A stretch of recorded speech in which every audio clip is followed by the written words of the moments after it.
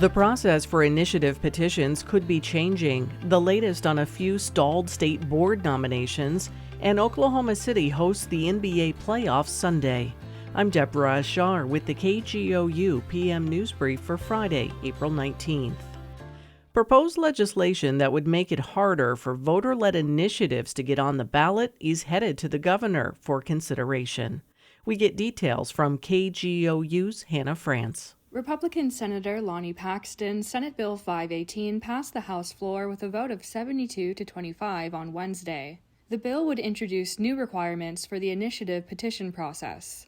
Currently, the law requires signatures to come with at least 3 out of 5 data points that can be matched to the signer's voter registration card for the signature to count. Data points include legal first name, legal last name, zip code, house number, and numerical month and day of birth. Paxton's bill would bump the requirement up to 4 data points. Additionally, the bill allows for the Secretary of State to charge a filing fee of up to $750. The law does not currently have a specific fee associated with filing an initiative petition. The bill previously passed the Senate floor with a vote of 38 to 8. It now goes to Governor Kevin Stitt's desk for signature. I'm Hannah France. Oklahoma is a step closer to criminalizing people in the state without legal immigration status. State Capitol reporter Lionel Ramos has details on a fierce House floor debate on the bill. House Bill 4156 was introduced by the Republican Majority Floor Leader John Echols. He says the bill is common sense policy for Oklahoma in light of the federal government's failures to secure the southern border. He rejects the claim the bill allows for racial profiling, which he, quote, abhors in all of its forms. Nothing inside this bill will allow racial profiling. It should never be okay, and it is not okay.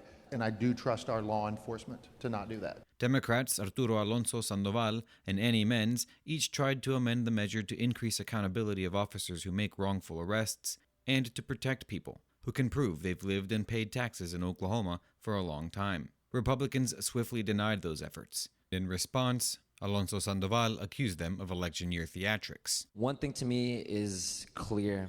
This is not policy-focused. It's not solution-focused.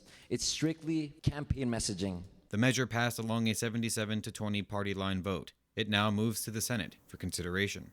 In Oklahoma City, I'm Lionel Ramos. An Oklahoma City Democratic senator is refusing to approve 2 potential state board members nominated by Governor Kevin Stitt. But State Impact's Beth Wallace reports that still may not torpedo the nominees. Senator Carrie Hicks is refusing to carry forward nominees Alex Gray for the Board of Education and Audrey Cadigan for the Department of Libraries Board. Gray is a former Trump aide and sits on the board of the Oklahoma Conservative PAC Foundation, and Cadigan is a financial advisor. The Senate must confirm executive nominees, but Hicks says the decision to move them forward begins with the senator who resides in their district. However, when a similar situation happened in 2019, Senate Pro Tem Greg Treat carried the nominees instead. Hicks, a former teacher, says she found the nominees unqualified and called on the governor to, quote, put politics aside.